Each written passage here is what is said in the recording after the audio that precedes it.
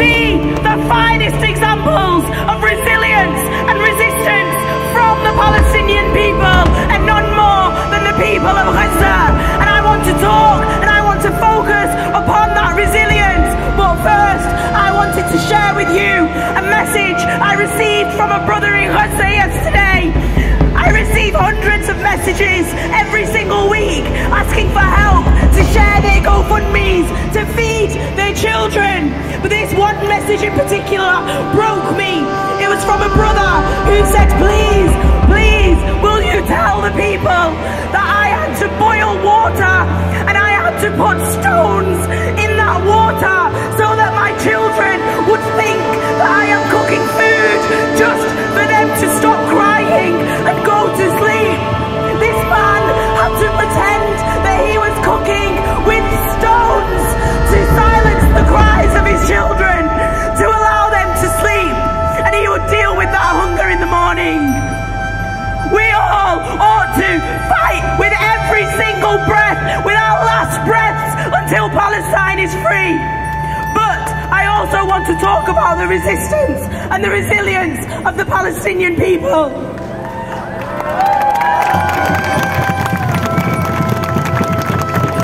I watched the documentary last night and I recommend it to every single person here, whether you are well learned or a newcomer to the cause of the Palestinian people. Go home and watch this documentary. It is called Tell Your Tale, Little Bird, and it is available on YouTube in Arabic with English subtitles. And I want to tell you the story of resilience of one Palestinian woman who was imprisoned for resisting occupation, for resisting and fighting for her people and her land. Whilst she was imprisoned, she was tortured, she was raped, she was starved, and when the guards came in, they would interrogate her for 16 hours at a time, and then the guard would leave for 5 minutes, and in those 5 minutes he would have a shave and change his clothes, and then he would come back and say, did you have a good sleep? And she questioned herself and thought, am I going mad? Or are they taking the liberties with me? Are they trying to break me down? And she said, the next time he left and he came back after 5 minutes, he asked her, did you have a good sleep? And this time she said, yes, I did. Yes, I did. And he was confused. He said, did you? How long did you sleep for? And she said, how long did you sleep for? And he said, I slept for 7 hours. And she said, well, then I slept for 7 hours too.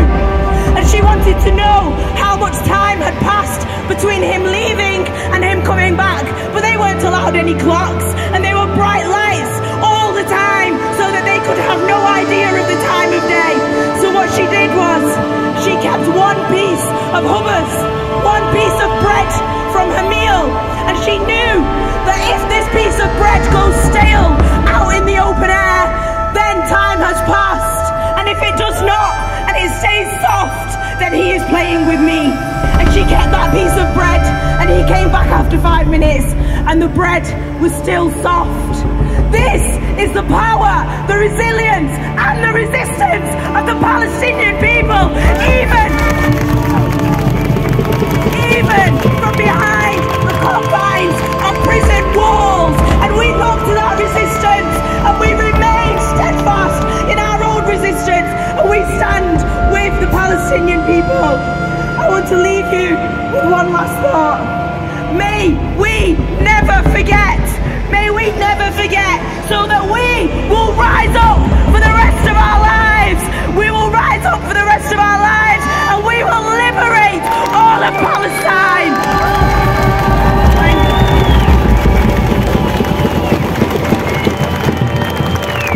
Free, free!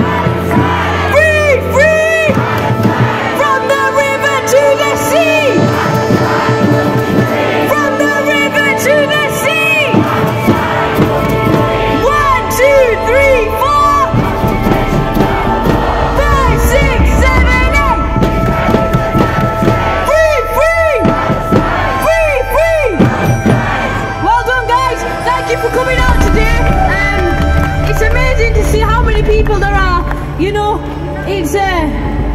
bombing, seriously. You know, John said we've been going out for 44 consecutive weeks, 44 consecutive Saturdays. We've been doing summer, whether that's here in Manchester, over in Oldham, down in London for the Million March, which I remember on Armistice Day. I went with my family and we went and we showed our support to our Palestinian brothers and sisters who are currently under attack by these so-called defence forces that really just occupy land. They put people into their homes that they don't own. How are they allowed to do this? We need to stand up for our Palestinian brothers and sisters. There's so many things happening to them. What are we doing?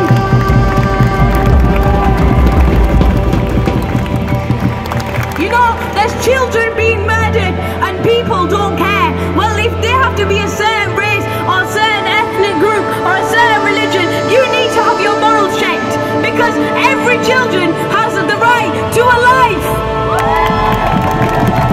What have the children done to these defence forces that make them want to shoot them? Hind Rajab was shot so many times. And what have we done? The world has not woken up, but we have.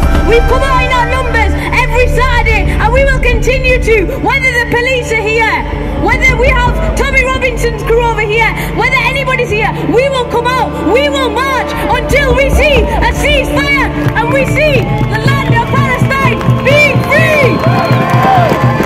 Free, free! Free, free! Free, free! From the river to the sea! From the river to the sea! 1, 2, 3, 4! 5, 6, 7, 8! Thank you, solidarity!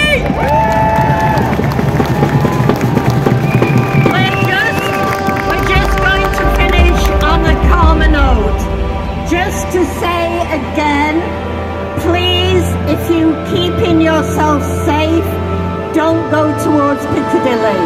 If you're deciding to go to Piccadilly, where the fascists are rampaging, go in a mass.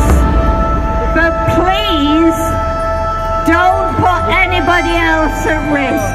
Keep yourself safe. That's the important thing, because we need you here week after week. And we really don't want them to actually frighten us off the streets. Okay?